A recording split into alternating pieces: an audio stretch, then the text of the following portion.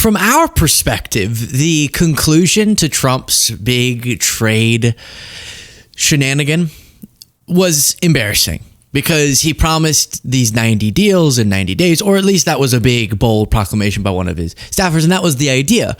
We're going to pause for 90 days the full extent of the tariffs on other countries. And the genius of them is that it's going to lead to all these deals. And then you, all you quote unquote panicans, all you liberals are going to be so embarrassed because Trump will have struck the best trade deals that actually make you pay less and make U.S. business have more opportunity abroad. This led to really no deals, like a couple, and then a framework supposedly, and then a few frameworks and concepts they're saying, but really just dozens and dozens of letters being sent out that they're saying are deals to countries telling them the high tariff that they're going to be slapping, which means we're going to be paying that, right? So that was embarrassing from my perspective. But Trump acted like it was a great success. Apparently behind the scenes, he knows how bad this has been going. Really interesting. I'll read you some of this reporting, then we'll look at clips from a recent presser of Trump's that was pretty wacky. The Daily Beast reports Taco Trump went off at AIDS as he was forced into embarrassing climb down. The president complained that other countries weren't coming to the table with trade offers that were good enough for the U.S. So publicly, what are they saying? Trump does it again. Victory. Shoo-wee. All that. We're getting the best deals. They're all calling.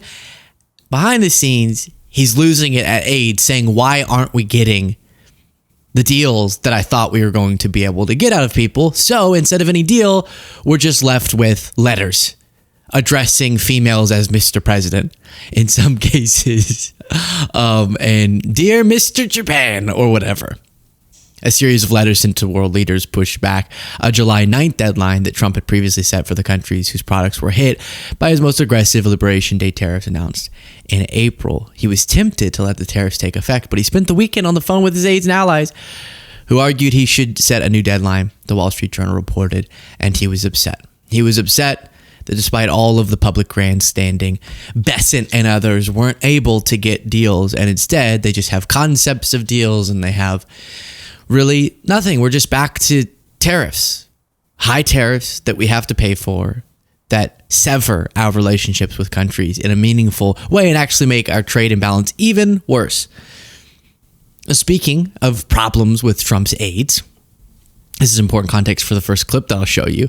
It's not just Secretary of Defense, it's also the database. Pete Hegseth, who's apparently causing turmoil in the White House. You also have this Elbridge Colby, the Pentagon's top policy chief under Hegseth, has blindsided senior administration officials and foreign allies alike with a series of rapid-fire foreign policy moves. He's spearheading the next national defense strategy, slated for release in August, reportedly advanced the proposal that led Hegseth to pause military assistance to Ukraine without notifying the White House, which was insane to me. They screamed so much about the auto pen and Biden not knowing what was going on. And then Trump literally admits he had no clue that happened. It happened without his approval. And then he gets asked again today about him admitting that and goes, I still haven't even thought of it. A huge decision. Yes, I know Jaden's making a face. Trump's face does look very dilapidated, very strange. The coloring is very bizarre.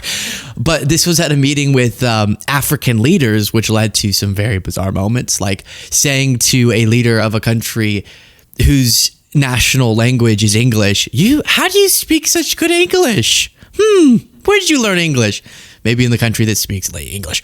But here's Trump still not having any take on a decision that was made without his approval, that should be made with his approval, of great geopolitical consequence. Sir, President? Yeah, please. Sir, yesterday you said that you were not sure who ordered the munitions halted to Ukraine. Have you since been able to figure that out? Well, I haven't thought about it because we're looking at Ukraine right now and munitions, but I have not gone into it. What does it say that such a big decision could be made inside your government without you knowing? I would know. If a decision was made, I will know. I'll be the first to know. In fact, most likely I'd give the order, but I haven't done that yet. Yeah, please. Okay, I should have had this clip pulled up. That is a crazy answer. I hadn't seen that second part. Trump, you tell me. Just listen to he just said, what a crazy moment we're in, guys. He said, no, I would know. if a decision was made like that, but I didn't know. Listen to him just yesterday. President, you want to send more weapons to Ukraine, as you said last night. Last week, the Pentagon paused some shipments of weapons to Ukraine. Did you approve of that pause? We want to put defensive weapons because Putin is not treating human beings right. He's killing too many people. So we're sending some defensive weapons to Ukraine, and I've approved that. So who ordered the pause last week? I don't know. What did you tell me? I think that's a question for the Pentagon. Go ahead. All right, we're spending way too much time on this. I have so much more to look at. Please just stick around for it. But now I'm just totally baffled by this part. So then back to what he said today. What does it say that such a big decision could be made inside your government without you knowing? I would know. If a decision was made, I will know. I'll be the first to know. In fact, most likely I'd give the order, but I haven't. No, you admitted that you didn't know. I would...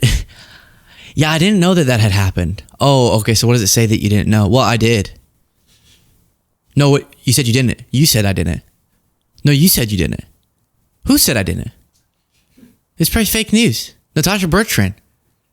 Hunter's laptop came from his bathroom. He had sex with prostitutes. What are we doing? What? That's wild. Talk about not knowing what's going on. And then he was asked to the first thing I read you about how... Tell us how you crafted this formula for the tariff rate that you're slapping on our allies. Sir, can you explain how you calculated your latest round of tariffs? Was there a formula that was used? And do you expect any of these countries to face tariffs as well? The formula was a formula based on common sense, based on deficits, based on how we've been treated over the years, and based on raw numbers. And we're going to have a couple of more coming out today. Brazil, as an example, has been not good to us, not good at all. What did he say? Based on common sense, deficit, how we've been treated. Okay, so that's how he's saying he's making the decisions. But then, when he's asked if he's going to tariff some of the countries that are represented by the leaders in the room, he just goes, let's see, I like you, I like you, I like you. So it's not the raw numbers. You're not doing it raw.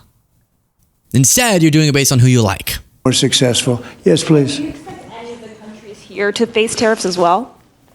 I haven't thought of it, but I don't know. Let's see, I like him. What are you thinking about then? What is all of this? You haven't thought about what you're going to do with Ukraine as people are making decisions without your approval that will literally change the course of history. And you aren't thinking at all about the tariff decisions that you're making right now? Thought of it, but I don't know. Let's see, I like him, and him. No, I don't think so. Not too much. He's very good. He's a friend of mine now.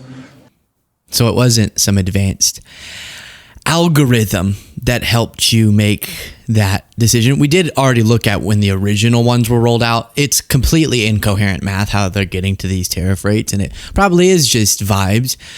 But before getting back to the presser, let's check in on Newsmax. What are they talking about? Congress is going to have to step in and take a look at this because the 25th Amendment comes into play here. We have basically a separation of powers issue. You have this is actually really brave of Andy. Let me just quickly say on the record, I support using the 25th Amendment to remove Joe Biden from office. Let's just do it. I need Kamala Harris to have the courage right now and go ahead and get together Biden's cabinet and remove him from office. I'll say it. That might make some of my audience mad. I think that Joe Biden should no longer be president. What are we doing? a constitutional crisis if a physician can come in and lie to the public and hide the incapacities of the president, whether physical or mental. And if that's happening, then you have a constitutional crisis, and we're not going to allow the doctor-patient privilege to get in the way of understanding that the most powerful person on the planet is not capable of... All right. Do what you want to do, Newsmax. Play the tripping up the stairs. Play it. I get it. Play the tripping over the sandbag. Play it. I get it. But don't you dare play the falling off the bike. Don't you dare play the falling off the bike when you and I both know Trump could not get his ass onto a bike. We know he could not even ride it. So did Biden fall off the bike? He did. Powerful person on the planet is not capable of. But I want to see Trump riding a bike before you play that clip again. Okay? So apparently they're talking about Biden needs to be removed from office or whatever. 25th Amendment. Oh, shoot. And this comes as Biden's doctor, media reports, ducks House deposition by citing doctor-patient confidentiality, pleading the fifth. So James Comer is bravely getting to the bottom of how old Biden is, and he's gonna figure it out. Biden's old. And of course, Biden's doctor, his former White House doctor, went into the deposition and said, I'm pleading the fifth on everything. I'm not going to start answering all your questions about the private medical information of Joe Biden, which is kind of obviously, it's better than, what's the guy's name? Ronnie? Dr. Ronnie. He knows me inside and out. He's touched every part of my body. It's so wonderful. Ronnie Jackson, Ronnie Johnson. Trump's called them both. It's better than Ronnie getting up in that hearing and being all jacked up and being like, he's the most fit president ever. He's 200 pounds and 6'8", and he's so good. He's so sexy. He has a 9-inch personality. It's kind of the most obvious outcome of this deposition ever. Okay, back to Trump's meeting with African leaders. Here, he has to cut one off who's going too long.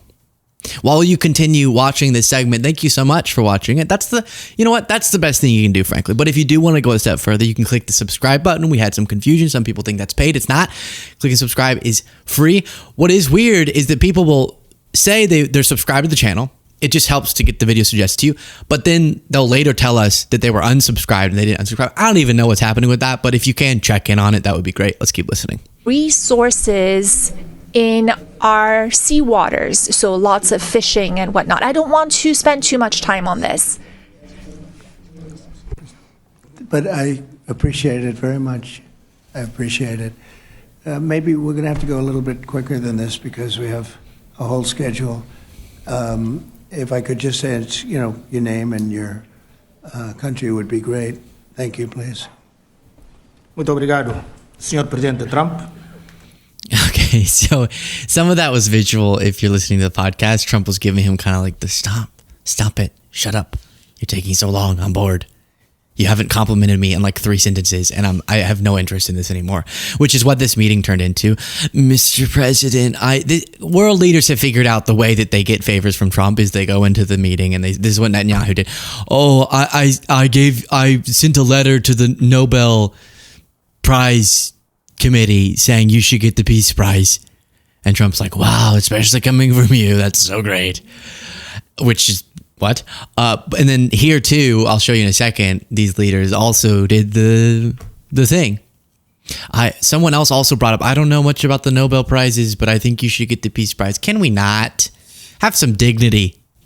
But this particular exchange caused interest. You'll see why. So much for this opportunity. Well, thank you. And such good English, such beautiful. Where did you learn to speak so beautifully? Where were you educated? Where? Were you educated? How'd you learn English? Were you educated? In Liberia. Yes, sir. Well, that's very interesting. That's beautiful English. Sure. I have people at this table can't speak nearly as well, and they come from. Yeah, the official language of Liberia is English, so that's what probably those leaders are saying. Where did you learn your English, Trump? Because it's very jumbled and very difficult to understand. But it turned into a glazed donuts session, as so many of these meetings do. Mr. President, you're the best thing that's ever happened. Thank you for your question. Very important question indeed.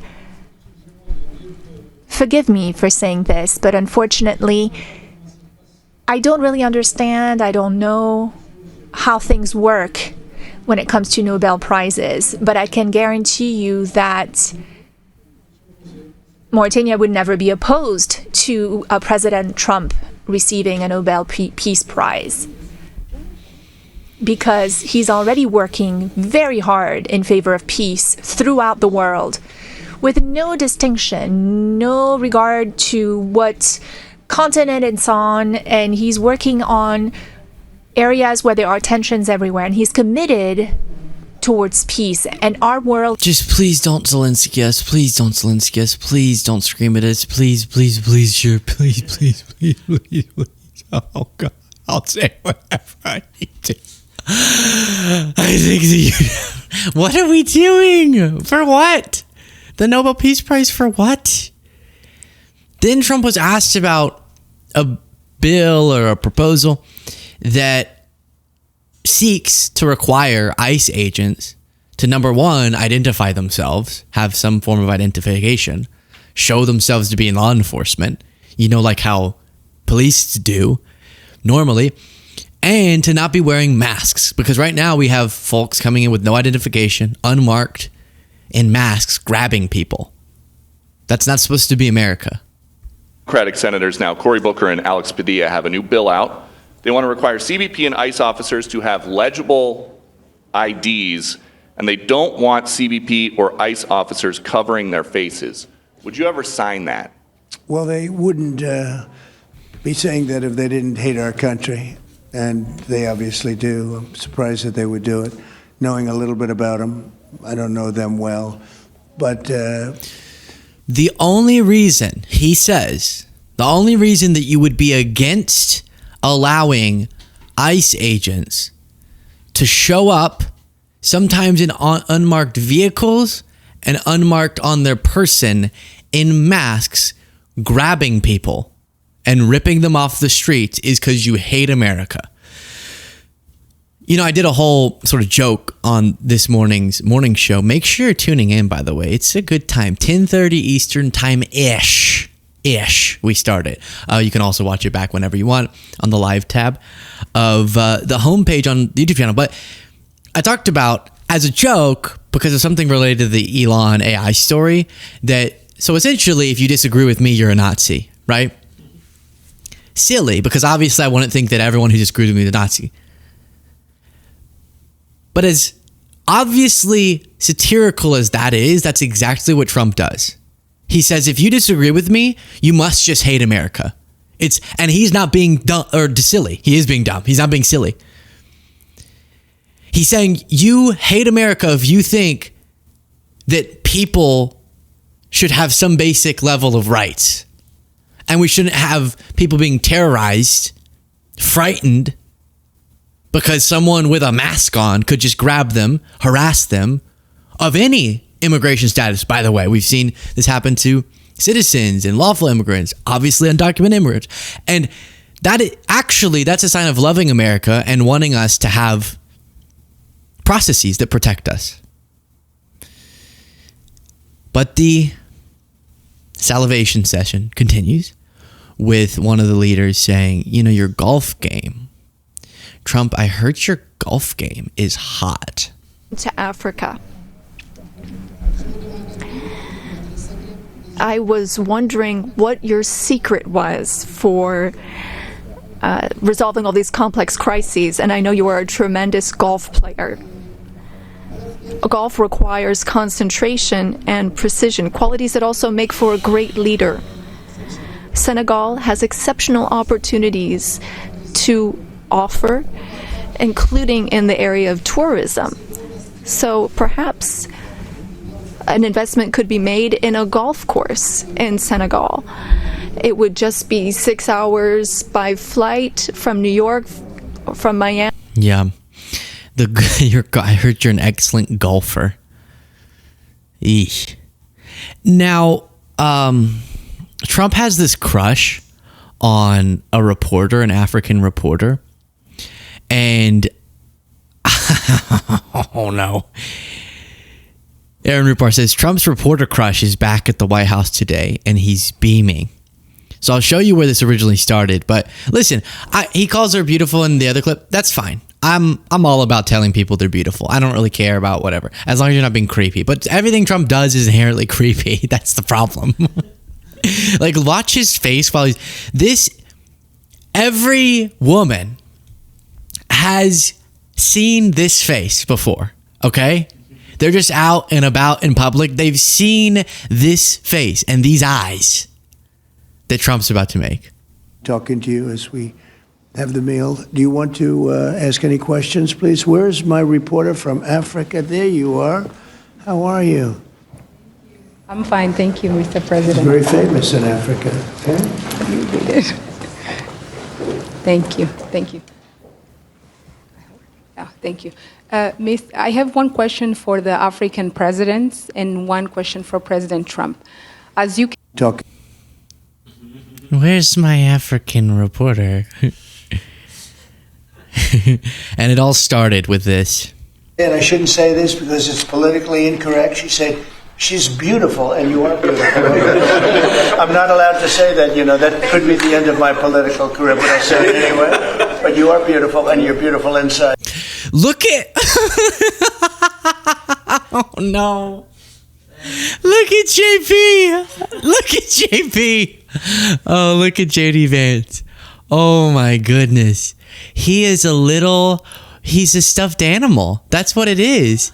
He's just a little stuffed animal. He's like, Trump is so funny.